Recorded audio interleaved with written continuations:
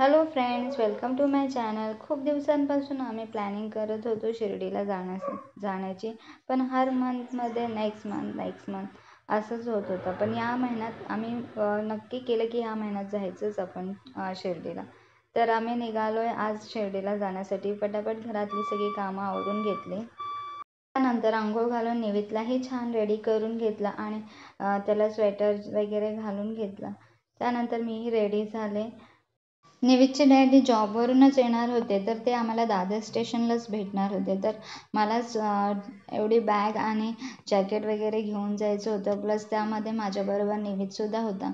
आणि निवेदची एवढी मस्ती चालू असते की मला खूप टेन्शन आलं होतं की मी दादरला ट्रेनमधून एवढं सगळं सामान घेऊन कसं पोहोचणार.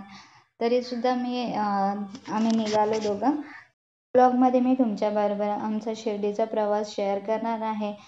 कुठेही बाहेर जाताना घरातली कामे पूर्ण करून घेतली की पुन्हा आल्यावर जास्त काही काम पडत नाही. त्यामुळे मी सगळी कामं आवरूनच निघाले होते, कारण आम्ही 2-3 दिवस राहणार होतो. शिर्डी, शनी शिंगणापूर आणि वणी म्हणजे सप्तशृंगी हे 3 ठिकाणी आम्ही जाणार होतो. तर त्यासाठी 2-3 दिवस तर बाहेर जाणारच.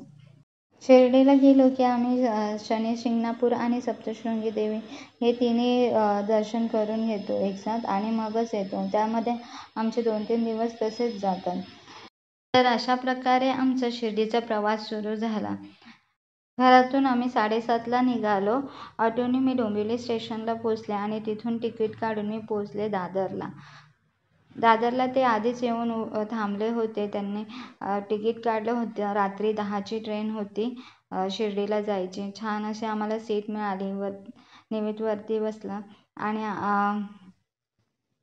आम्ही सकाळी 4 वाजता शिर्डीला पोचणार होतो.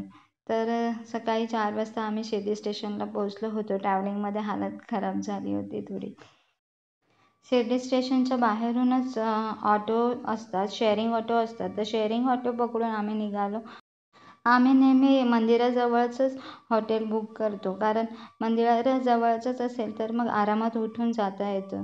तर बघा हा व्ह्यू आहे शिर्डीचा. खूप छान असं लाईट्स वगैरे आहेत. खूप सारे हॉटेल्स आहेत तिथे. निवेदला खूप झोप आली होती. तो ट्रेनमध्ये बिलकुल पण झोपला नव्हता. तर त्यामुळे आणि सकाळी तिकडे खूप थंडी होती, खूप गारवा होता. तर तोही कंटाळला होता ट्रॅव्हलिंगमध्ये. तर आम्ही हॉटेलला पोहोचून थोडासा आराम करून मग आम्ही दर्शनासाठी निघणार होतो.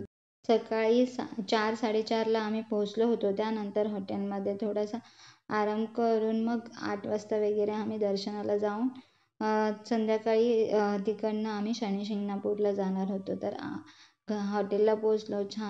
तर अशा प्रकारे आम्ही हॉटेलमध्ये पोहोचलो आणि थोडासा आराम करून मग 7 वाजता वगैरे आम्ही रेडी होऊन आंघोळ वगैरे करून निघालो केलं. पण तो खूप कंटाळा होता, कारण रात्रभर झोपला नव्हता आणि पुन्हा सकाळी 2 तासातच उठला होता. तर तो खूपच कंटाळत होता आणि तिथे थंडी पण खूप होती. तर अशा प्रकारे आम्ही निघालो आणि बाहेर थोडासा नाश्ता करणार होतो. आम्ही नेहमी नोव्हेंबर-डिसेंबर याच वेळेस जातो, कारण तिथे यावेळेस गर्दी नसते आणि त्यामुळे आरामात दर्शन वगैरे होतं. ट्रॅव्हलिंग पण चांगली होते. त्यामुळे आम्ही याच वेळेस कधी पण जायचं असतं तर याच महिन्यामध्ये आम्ही निघतो. छान असं इडली डोसाचा नाश्ता तिथे केला.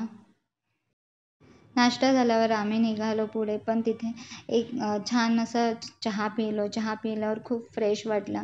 निवेदने पण क्रीम रोल खाल्ला. त्याला पण तो चहा पित नाही, त्यामुळे त्याला क्रीम रोल वगैरे दिला आणि आम्ही पण मस्त चहा घेतला आणि आम्ही निघालो पुढे दर्शनासाठी. तर इथे फूल-हार वगैरे आम्ही घेतला आणि तिथे मोबाईल आमचे जमा होणार होते. तिथे चप्पल वगैरे काढून ठेवली. छान वगैरे फूल-हार वगैरे घेतलं आणि हे इथे चावडी, साईबाबांची चावडी वगैरे इथे होती. त्याचा मी व्हिडिओ बनवून घेतला, कारण आतमध्ये मोबाईल घेऊन जाऊ देत नाही. त्यामुळे माझा फोन इथेच जमा होणार होता. तर इकडे याच दुकानामध्ये आम्ही फूल-हार वगैरे घेतला आणि तिथेच आम्ही आमचे जे चप्पल किंवा मोबाईल हे सगळं आम्ही इथे जमा केला आणि इथूनच आम्ही निघालो पुढे दर्शनाच्या लाईनमध्ये. जास्त काही गर्दी नसल्यामुळे आमचं दर्शन व्यवस्थित आणि लवकरच झालं. त्यानंतर आम्ही बाहेर येऊन तिथूनच थोडासा प्रसाद घेतला. त्यानंतर आम्ही मार्केट फिरलो आणि थोडंसं शॉपिंग केलं. काही प्रसाद वगैरे काय काय घ्यायचं होतं ते सगळं घेतलं. तोपर्यंत दुपार झाली होती, त्यामुळे आम्ही जेवायला निघालो. जेव्हा पण आम्ही शिर्डीला जातो तर वन टाईम तरी आम्ही तिथे साई प्रसादालयामध्ये जेवतो. तर इथे कंटिन्यू दिवसभर असं जेवण असतं साई भक्तांसाठी, तर आम्ही वन टाईम तरी तिथे जेवतो. तर आम्ही निघालो साई प्रसादालयाकडे. तर तो खूप मोठा हॉल आहे आणि तिथे कंटिन्यू साई भक्त जेवायला येत असतात, साई प्रसाद घ्यायला येत असतात. तर साई प्रसादालय जाण्याच्या मार्गामध्ये हे सुंदर सुंदर हॉटेल्स होते. तर त्यांचाही मी व्हिडिओ बनवून घेतला आणि एन्जॉय करत होता. निवेदचा कंटाळा सगळा गेला होता.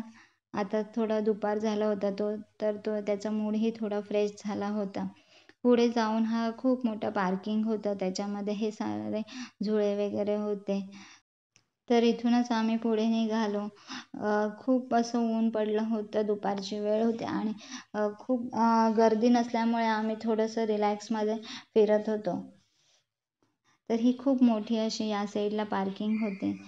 थोडेफार शॉप होते. हे पार्किंगमधूनच येण्या-जाण्याचा मार्ग असल्यामुळे एवढे काही रश वगैरे नव्हते. छान असं गप्पा मारत आम्ही चाललो होतो. इथे छोटे-मोठे असे शॉप होते. त्यानंतर पुढे जाऊन हे एक छोटंसं असं मॉलसारखंच एक कपड्यांचं क्लॉथ्सचं शॉप होतं, कॉटन एक्सपो करून.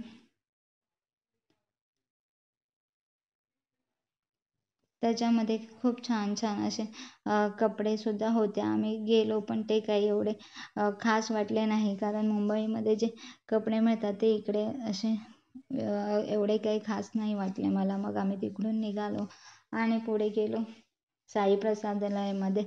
तेवढी यावेळेस काही खूप जास्त गर्दी नव्हती, नाही तर खूप मोठी इथे लाईन असते.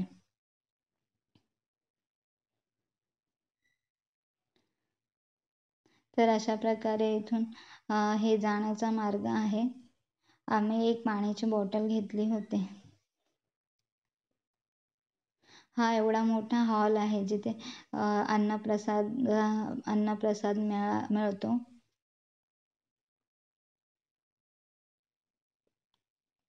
हा हॉल खूप मोठा आहे. जेवढे इथे खाली आहेच तेवढाच मागे पूर्ण भरलेला असा हा हॉल आहे. मागच्या साईडला खूप जण असे साई प्रसाद घेत होते. त्यानंतर छान असं साई प्रसाद आम्ही पण घेतला. दुपारचं जेवण करून घेतला. तर इथे एक डाळ, भात, भाजी, शिरा आणि चपाती असं जेवण इथे असतं. त्यानंतर आम्ही इथून बाहेर निघालो. बाहेर हा एलिफंटचा एक स्टॅच्यू होता. तिथे आम्ही लहान असताना फोटो घेतला होता तिघांचा. तसंच फोटो आम्ही आतासुद्धा घ्यायचा ठरवला होता. तर इथे एक आम्ही सेल्फी घेतली.